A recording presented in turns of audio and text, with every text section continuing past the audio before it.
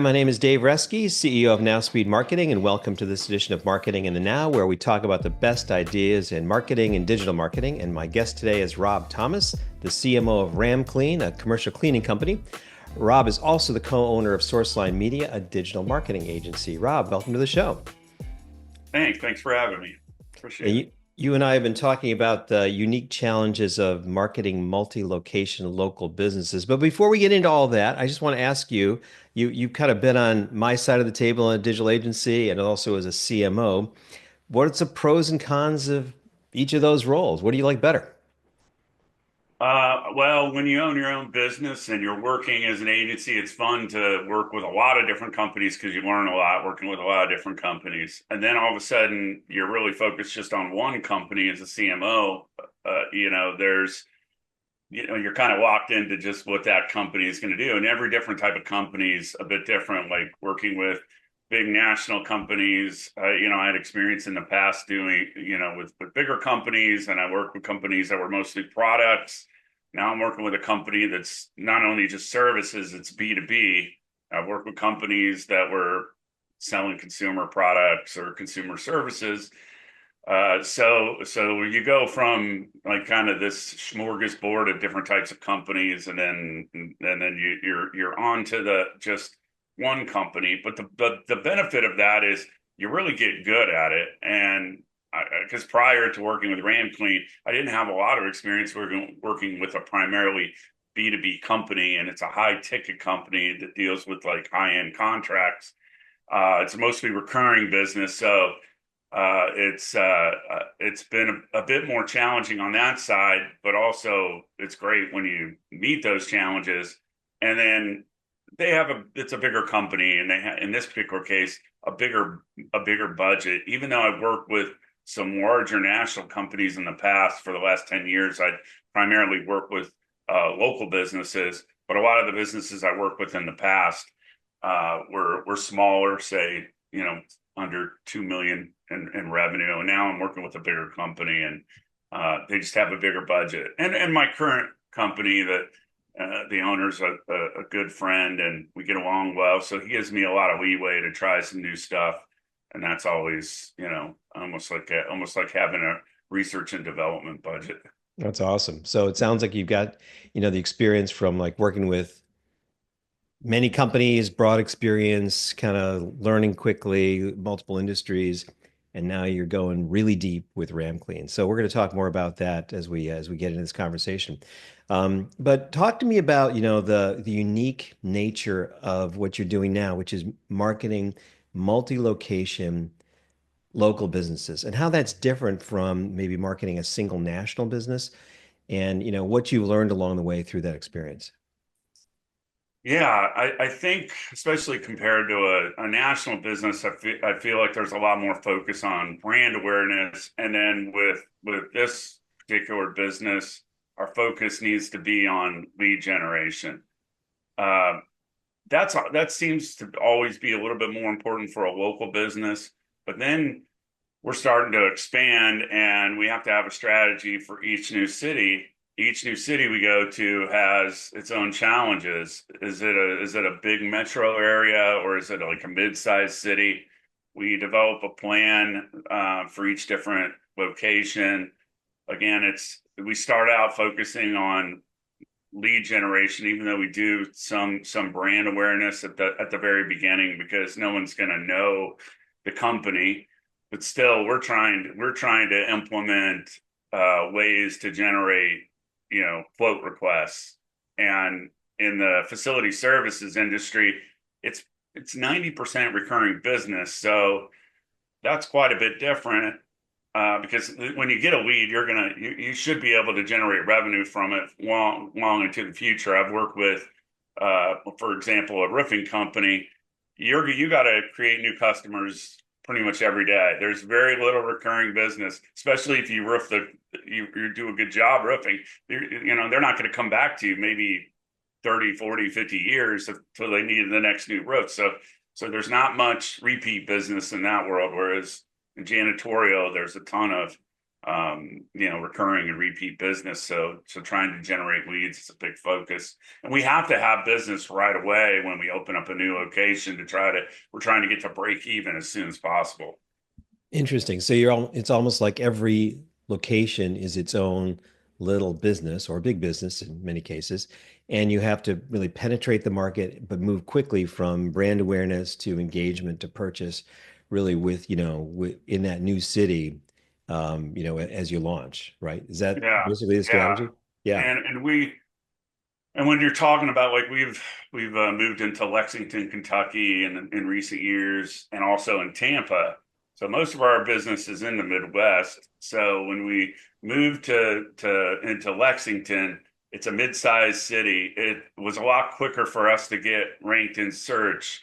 Um, our strategy to find a location, get an office, develop a search strategy. It enabled us to really get in there, and search is higher ROI when you do it right. Whereas in Tampa, much more difficult to get ranked high, and even in local search. We've got to rely more on advertising there. We don't. It's farther away from our other locations, so it's more difficult for us to try to get someone out there to do quotes. So we're sometimes flying people from Cincinnati to go do quotes. We have to focus on larger businesses. Whereas like in Lexington, we have like a higher or a lower minimum. We could do some smaller businesses, restaurants and things like that. Whereas in Tampa, we're really looking for bigger companies because we just don't have the staff there, and we just don't have it's just so much more expensive to try to even get new business there. So let's dig into that a little bit further. Let's just talk about the digital advertising strategy.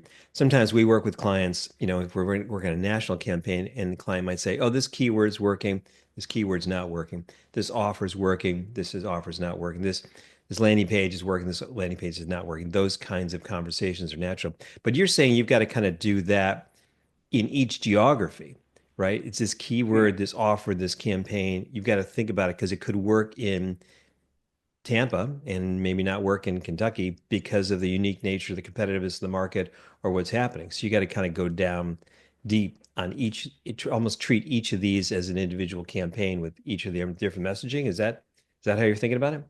Yeah, so and people that are in marketing might be familiar with this. Like, say you're marketing a new company or like even just a new website. You don't start out trying to rank well for the high volume term. It's when it's all new, you're going to have a tough time. So you really focus on what I would consider to be long tail keywords, and it's kind of the same thing. So and the money keyword in our business is janitorial service or commercial cleaning service. So in a smaller market, we can really actually go after those keywords and have a chance to rank well. Whereas like in Tampa, we might have to go after building cleaning or business cleaning, which has less search, but it has also less competition. So there's a keyword strategy that's different in each metro area. Then the same thing can happen with advertising. It's definitely more expensive to run, Google or Bing ads in the bigger areas, and it's less expensive in the smaller areas. There's less competition, so that can make a difference. But then you also have a smaller budget. You're going to run out of inventory, especially the way we do our Google ad campaigns, because we have to try to limit which kind of searches we show up for. That's also been somewhat of a challenge. Yeah, that makes a lot of sense. Um, Talk to me about the tactics that you use, to penetrate a new market or to really excel in lead generation for a local market. Is it really around Bing and Google search? Are those your primary tactics? Are you doing a lot in SEO? Are there local events? Do you coordinate? Is it direct mail a factor? Like what are the marketing tactics that you kind of go to toolbox, works really well for you guys? Yeah, so first thing we do is we try to get a location, an office, get verified in Google, start working on building a specific location page, determining what keywords we're going to target, working to get into search. We have kind of a template that we use with Google and Bing ads. So we want to start running ads there. We'll run, especially in a new territory, we'll run more performance max type ads that are going to give us an element of branding. And so that'll include, some video and image ads. That's pretty tricky because those types of ads can attract a lot of spam. So it took a while for us to try to figure out how to stop that. Then on the cold email side, we'll have to start sending out emails campaigns to basically a bunch of businesses that don't know us. So it's pretty cold. And one of the tricks in this business that's somewhat difficult is trying to find the decision maker at each company. The larger companies will have a facility manager or a plant manager, and those are generally going to be the type of person that makes a decision on a facility services contract. But who is it's at other companies like say an auto dealership, which could be a good business, or even a school.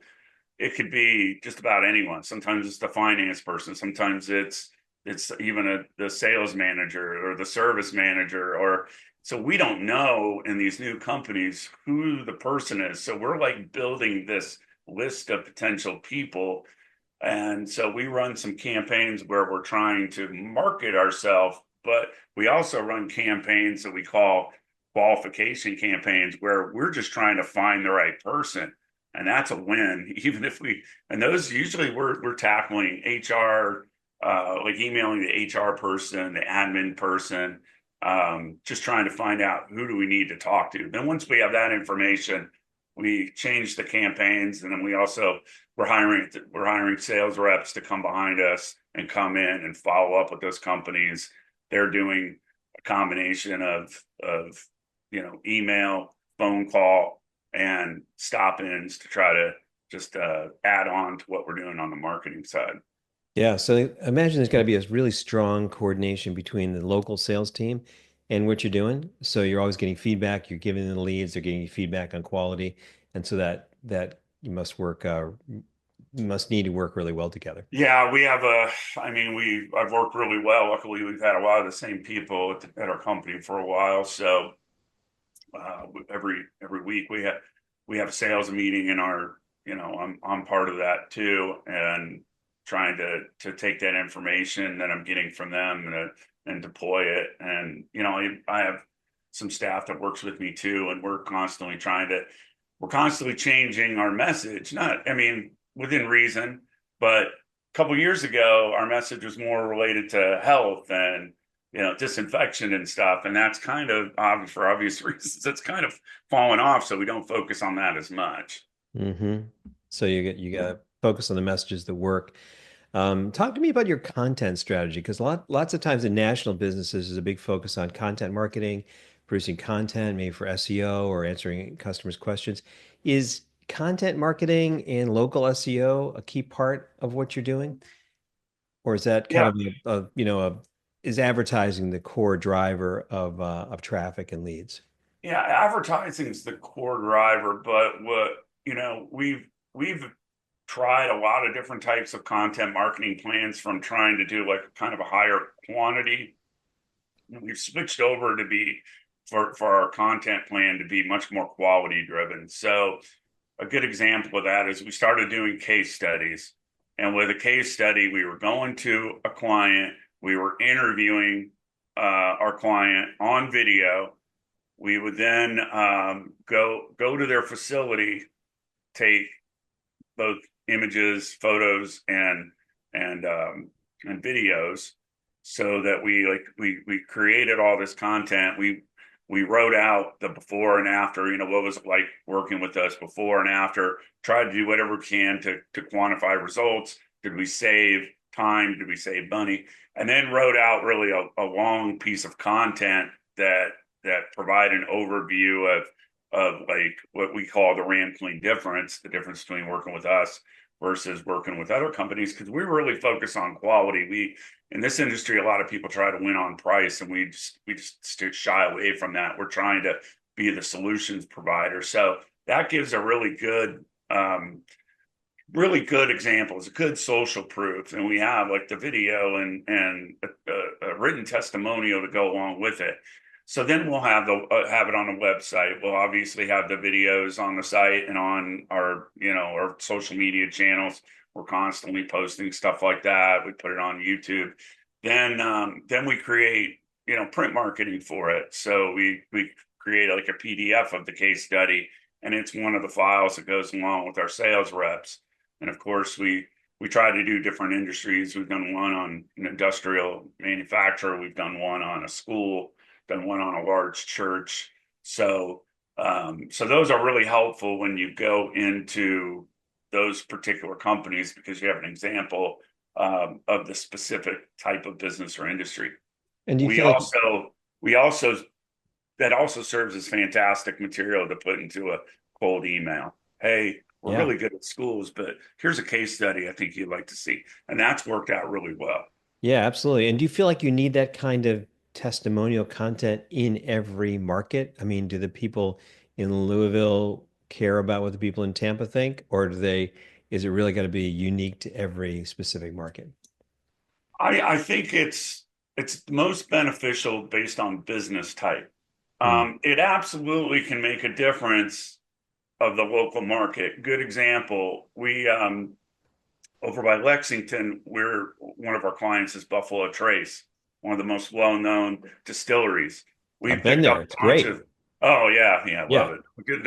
We get talking about bourbon, we'll probably be here all day. Yeah, Uh, that was a great day at Buffalo Trace. oh yeah, I think they told us they had 3 million barrels of whiskey that were being stored there. It's incredible.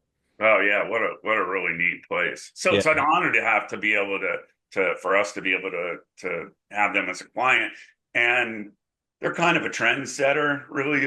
They're pretty well known in the bourbon field. So when other distilleries found out we were clean there, it made it a lot easier for us to sell. So we picked up Four Roses, a few other ones. We have a bunch of quotes out right now for some different distilleries, but that makes a big difference if you do work with some local companies, that can be um, that could work well. We've had an instance where we were like working across the street from a big company, and they just noticed our vans, and then it made a difference that we were there. They kind of felt like we were close enough to pay attention to them, so that kind of thing can help. But when you're in a new market, you just don't have that. So you got to work with what you've got.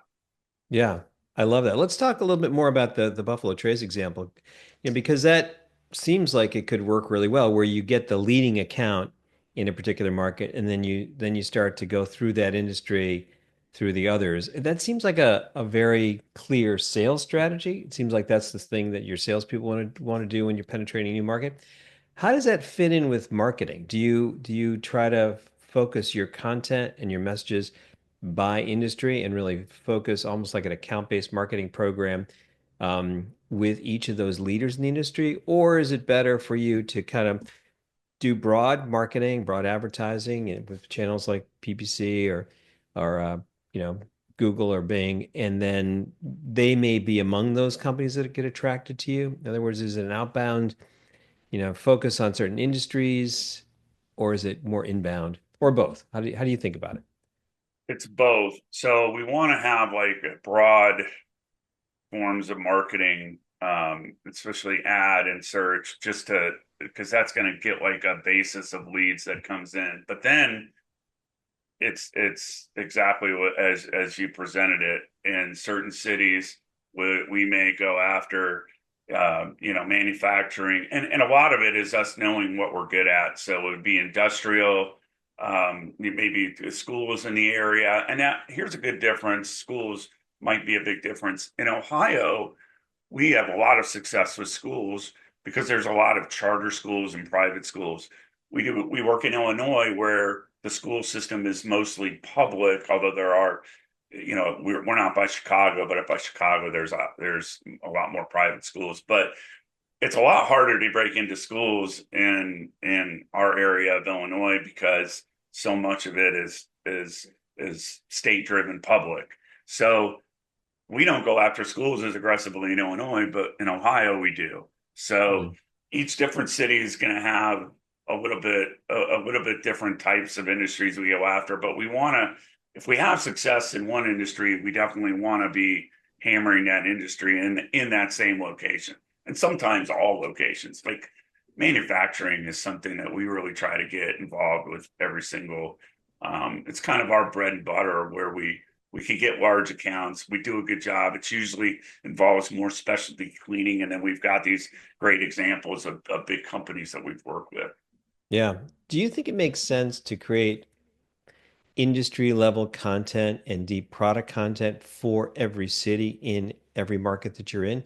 You talked about creating a location page when you go to a new market, but do you think it's worth it to kind of go deeper and create like, you know, pages on school cleaning services in Ohio, um, and have that level of depth of content? How do you feel about Generally, we that? don't go that deep. I mean, Yeah. to some degree, it can make sense. Well, let's say if we were like, if we said to ourselves, look, we're just going to try to be the biggest company in Ohio, then maybe that might make sense. But we don't quite have I think, the resources to be able to be that granular with it. So we try to really focus on a number of industries we work well, and then the deployment of that would depend on the location. Maybe we're more aggressively going after schools in Ohio, say with cold email, or like in certain areas where like Cincinnati, we have a lot more staff to be able to handle like restaurant cleaning, and so and there's more search like in Cincinnati. And really the way we run our campaign, because we combine campaigns with like Dayton, and there's enough searches there to go after restaurant cleaning. So we can do that in our ads. We can have a restaurant cleaning landing page. We can go after restaurant cleaning in our emails. We can go after restaurants. In Lexington, we may not do that. Not as much, not enough search. You know, creating our own landing page for that may not be beneficial. There's not enough inventory, not big enough budget. That might make a difference in which and how we deploy the business type or industry strategy, and how that Yeah. might change from different locations. So it sounds like it's an evolution in every market, as it grows and it gets bigger, you can afford to be more specific and put more resources into every sub-industry or every category as you get bigger there. Talk to me about AI. Everybody's talking about AI. Are you leveraging any AI tools for content creation, for marketing, for analytics, anything like that? And is that helpful you specifically with multi-location businesses where you've got to manage more content and more campaigns that are more tailored in each of these locations? Yeah, so we generally use AI at least in some way to create our content. Sometimes we write it out and use it to, hey, provide a version of this that's better, more compelling, or maybe focuses on certain keywords if it's an article created for search. Um, I use it in email quite a bit. We use HubSpot as our main CRM, so they've got it's called Copilot, and one of the things that's really helpful in HubSpot when we have this track record of history working with specific companies, and we'll have this long list of all the times we've emailed them or called them or someone wrote a note, and it's a lot to read. So you can go into the back end, one of the other tabs, and have the AI provide a summary. Hmm. Okay, this company somebody that's have they answered the phone? Have they shown interest? And that's been really helpful in speeding up the process of, okay, how are we going to categorize each of these different companies? Do we need salespersons to contact them, or do we just want to be contacting them? versus, using some form of email marketing. So that's one way of using it. And then we're in the process of developing AI agents for the business, which actually we should be deploying sometime this month, where we're going to be ultimately having that agent handle, our basically the sales and support side, and get away from having a person answering the phone. Wow, that'll be exciting to see how that rolls out. Yeah, that's fun. That's been fun. It's interesting. It's challenging. You're really trying to build a knowledge base and make sure you cover everything in it. And we're trying to get it to be able to schedule appointments with our sales rep, discern between whether it's a sales or support question. There's quite a bit to that, but even to the point where a voice will actually answer the phone and talk to someone if they called. So, when you really test this, you see that, like, when you have this bot that both has the knowledge you feed it plus just the general knowledge, it does a better job of answering questions than even I can, or a sales rep. And certainly it can answer support questions and sales questions better than, like, maybe the person that's answering our phone. So, And do you think there's a way or a role to use all those questions that are being answered for marketing content? Or do you think of those things as completely independent? no, I think that's a really good idea. I mean, we've got an FAQ, but as you're as we're watching this, it'll be interesting to see how often something is asked. I think that might tell you, do we need to address this in a piece of content? Do we need to address this on any of our pages? Do we need to even add this as an FAQ on our FAQ page? I believe that that's definitely going to be something, and it might tell us a little bit more about what people are concerned with. I definitely think it's going to be a valuable resource for both sales and marketing to try to determine what people ask us and what they're concerned about. Is it price more than quality? Is it industry more than the specific type of cleaning? So Yeah, interesting. Well, Rob, you've certainly had a lot of experience in digital marketing over the years with your agency, and I can see how you're really putting that to work with RamClean and making a huge impact and helping them grow. If people want to reach out to you and go deeper in this conversation about marketing to multi-location businesses, what's the best way for them to reach out to you? yeah, I mean, the best way is just to catch me at RamClean. It's rob.thomas@ramclean.com. I love answering questions and helping out if anybody needs help. And then if it needs to be more than there, I sometimes will do some consulting on the side, but I got to focus mostly on my full-time job now. So that's somewhat limited, but usually I could set people in the right direction.